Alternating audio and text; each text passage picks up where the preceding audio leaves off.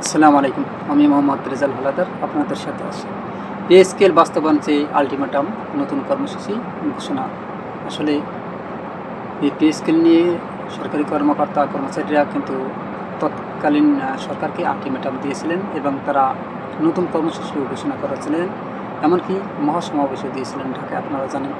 তবে আসলে এই পে স্কেল নিয়ে কিন্তু অনেক জল্পনা কল্পনা হয়েছে এবং সরকারি কর্মকর্তা কর্মচারীরা আশায় বুক বেঁধে রয়েছে হয়তোবা অন্তর্বর্তীকালীন সরকার দেবেন, কিন্তু তারাও গেছে, তারা আবার নির্বাচিত সরকারের ঘাড়ে ফেলে রেখেছে। এখন তারা আশায় বুক বেঁধে রেখেছেন যে সম্ভবত নির্বাচিত সরকার দেবেন, কিন্তু এর ভিতরে কিন্তু আপনারা জানেন মধ্যপ্রাচ্যে যুদ্ধ শুরু হয়ে গেছে, অর্থাৎ যুক্তরাষ্ট্র, ইরান ও ইসরায়েল, অর্থাৎ এই তিন দেশের মধ্যপ্রাচ্যে প্রচুর যুদ্ধের হইতেছে। এই যুদ্ধের কারণে জ্বালানি সংকট হইতেছে এবং সারা বিশ্বে এখন অর্থনৈতিক সংকটে পড়ে গেছে, বিশেষ করে বাংলাদেশ বেশি অর্থনৈতিক সংকটে পড়ে গেছে। যাই হোক, বাংলাদেশ সরকারি কর্মচারী দাবি আদায় ঐক্য পরিষদ নবম পে স্কেল বাস্তবায়নের দাবিতে আল্টিমেটাম দিয়ে নতুন কর্মসূচি ঘোষণা করেছে। সুপ্রিয় দর্শক, ভিডিওটি সম্পূর্ণ দেখবেন, কারণ ভিডিওর শেষে রয়েছে কিছু চাঞ্চল্যকর তথ্য যা আমি প্রথমবার আপনাদের দিতে যাচ্ছি। তবে শুক্রবার সংগঠনের সদস্য সচিব মোহাম্মদুল হাসান ও মুখ্য সমন্বয়ক মোহাম্মদ ওয়ারেস আলী স্বাক্ষরিত সংবাদ বিজ্ঞপ্তিতে এ তথ্য জানানো হয়েছিল। বিজ্ঞপ্তিতে ঘটনাটি জানায়, আগামী 15 মার্চের মধ্যে দাবি না মানলে 28 মার্চ নতুন কর্মসূচি ঘোষণা করা হবে। সেই অনুযায়ী স্মারকলিপি দেওয়ার পাশাপাশি প্রতিনিধি সমাবেশ ও সাংগঠনিক কর্মসূচি পালন করবে তারা। বিজ্ঞপ্তিতে আরও বলা হয়, 2015 সালে দেওয়া অষ্টম পে স্কেল 11 থেকে 20 গ্রেডের কর্মচারীদের বৈষম্যের বেড়াজালে আবদ্ধ করার পর থেকেই প্রথম পর্যায়ে পে স্কেল বৈষম্য নিরসনের জন্য নিবেদন সহ বিভিন্ন কর্মসূচি পালন করে তৎকালীন সরকারের কাছ থেকে কোনো সাড়া পাওয়া যায়নি। এমনকি বিগত কোনো সরকার উক্ত সংগঠনের সঙ্গে আলোচনাও করেনি। অথচ বিগত বিএনপি সরকার 1991 ও 2005 সালের সুন্দর দুটি পে স্কেল দিয়েছিল। আসলে তারা বলতে চেয়েছিল যে 1991 ও 2005 সালে দুটো পে স্কেল দিয়েছিল, তা দিয়েছিল কারা? আপনার বিএনপি সরকার। এরপর কোনো সরকারই আসলে এই সরকারি কর্মকর্তা কর্মচারীদের যে এই পে স্কেলের ব্যাপারে এতটা মাথা কামায়নি এবং কেউ পে স্কেল দেয়নি। এই জন্য আসলে তারা খুব দুঃখ প্রকাশ করেছে এবং আপসেট জানিয়েছে। দেখেন, আসলে এটা কিন্তু বাস্তব। সরকারি কর্মকর্তা কর্মচারীদের আসলে এখন বর্তমানে কিন্তু তাদের কোনো ঘুষ খায় না এবং এক টেবিল থেকে আর এক টেবিলে ফাইলও ঘুরায় না, যে দুটো আমি আমার জানা মতো। তারপরও আসলে তাদের এখন বর্তমানে যে বেতনটা, সেটা একটু 6 সদস্য বিশিষ্টের মানে পরিবারের একটু চলতে একটু হিমশিম খায়, এটা বাস্তব কথা। তারপরও আমি মনে করি আসলে পে স্কেলটা তাদের মানে পাওনা এবং ন্যায্য। তবে বিগত 11 বছরে কর্মচারীরা পে স্কেল থেকে বঞ্চিত উল্লেখ করে এতে বলা হয়েছে, দ্রব্যমূল্যের লাগামহীন ঊর্ধ্বগতির দরুন জীবনযাত্রার ব্যয় বৃদ্ধি পাওয়ার 6 সদস্য পরিবারের ব্যয়ভার বহন করা নিয়ে কর্মচারীরা দিশেহারা। এটা কিন্তু বাস্তব কথা। কারণ আজ থেকে যদি 11 বছর আগের যে মানে পে স্কেল যেটা দিয়েছিল, তখন বাজার দর আর এখন বাজার দর কিন্তু এক না।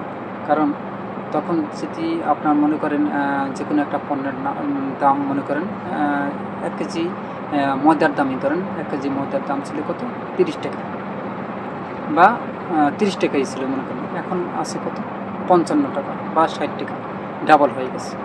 শুধু আমি এই ময়দা দিয়ে বা এটা দিয়ে বোঝাতে চেয়েছি, শুধু সবগুলো পণ্যর দামই কিন্তু এখন বৃদ্ধি। আগে তেলের দাম ছিল, যেমন সয়াবিন তেলের দাম ছিল কত মনে করেন কত 80 টাকা বা 80 টাকার মতো, এখন কত হয়েছে? 160 টাকা, প্রায় ডাবল, দ্বিগুণ হয়ে গেছে। যাই হোক, এখন কিন্তু 6 জন পরিবারের সেই সময় যদি বেতন থাকে সর্বনিম্ন মনে করেন সাপোজ যদি 10,000 বা 15,000, এখন ধরা উচিত 30,000, ওই অনুযায়ী আর কি, পে স্কেল অনুযায়ী। তবে এর যদি কম হয় তাহলে কিন্তু চলা একজন 6 জন ফ্যামিলি নিয়ে চলা কিন্তু খুব কষ্ট হয়ে যায়। যাই হোক, পরবর্তীতে 2019 সাল থেকে বৈষম্যহীন নবম পে স্কেল বাস্তবায়নের লক্ষ্যে আবেদন নিবেদন সহ বিভিন্ন শান্তিপূর্ণ কর্মসূচির মাধ্যমে তৎকালীন সরকারের দৃষ্টি আকর্ষণের চেষ্টা করছে।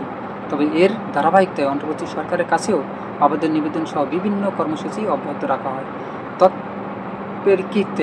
তৎপ্রেক্ষিতে 2025 সালে 8ম পে কমিশন গঠন করে, যার রিপোর্ট ইতিমধ্যে সরকারের কাছে প্রদান করেছেন, কিন্তু অন্তর্বর্তী সরকার পে স্কেল দেওয়ার আশ্বাস দিয়েও তা বাস্তবায়ন করেনি।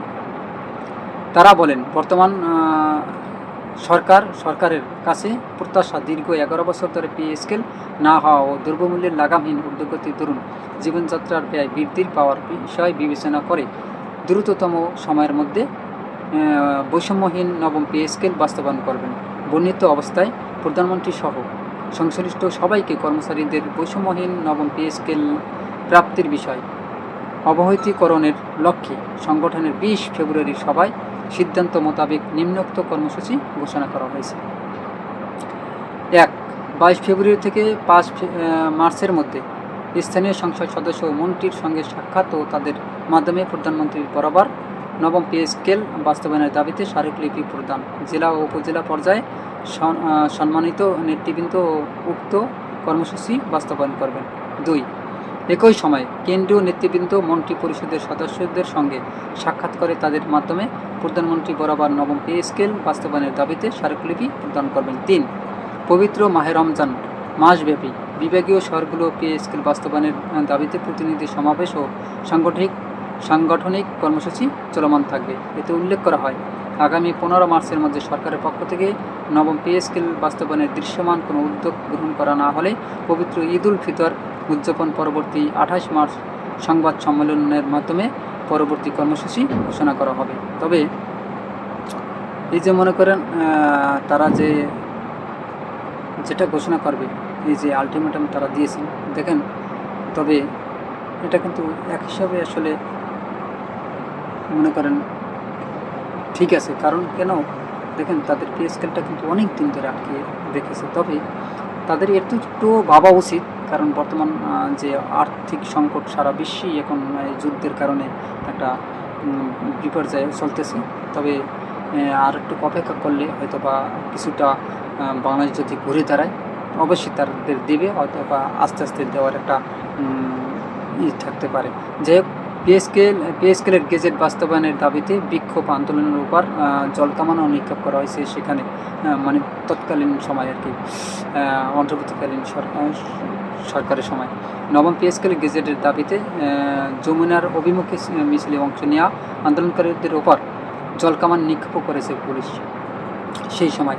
তবে দুপুরের রাজধানীর শাহবাগে এই ঘটনা ঘটেছিল। এর আগে সকালে রাজধানীর কেন্দ্রীয় শহীদ মিনারে সমাবেশ করেছিলেন সরকারি চাকরিজীবীরা। এতে বাংলাদেশ সরকারি কর্মকর্তা কর্মচারী কল্যাণ সমিতি সহ বিভিন্ন সরকারি, আধা সরকারি এবং পে স্কেলের আওতাভুক্ত দপ্তর ও অফিসের কর্মচারীরা অংশ নিয়েছিলেন সেই সময়।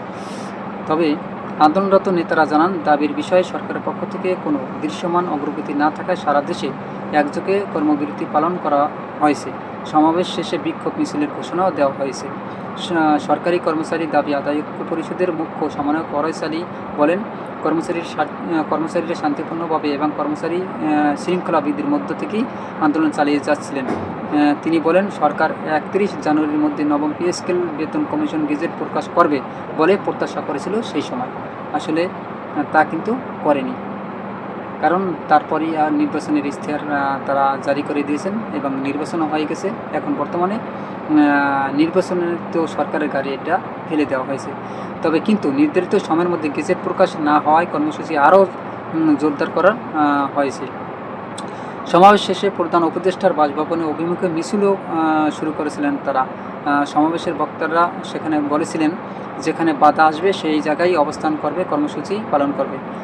বক্তারা আরও বলেন, নির্বাচনের আগে গেজেট দাবি করেছিলেন তারা, কিন্তু আসলে তারপর আর কিন্তু এই আপনারা জানেন যে 12 ফেব্রুয়ারি নির্বাচন হয়েছে। সেই নির্বাচনে যদিও বিএনপি বিশাল ভোটে জয়লাভ করেছে এবং সেই সময় তৎকালীন যে তারেক রহমান তিনিও ওয়াদা দিয়েছেন আসলে পে স্কেলটা দিবেন, কিন্তু এখন বর্তমানে আসলে এখন নির্বাচিত হওয়ার পর আসলে তারা দৃঢ় পদ্ধতি অবলম্বন করেছেন।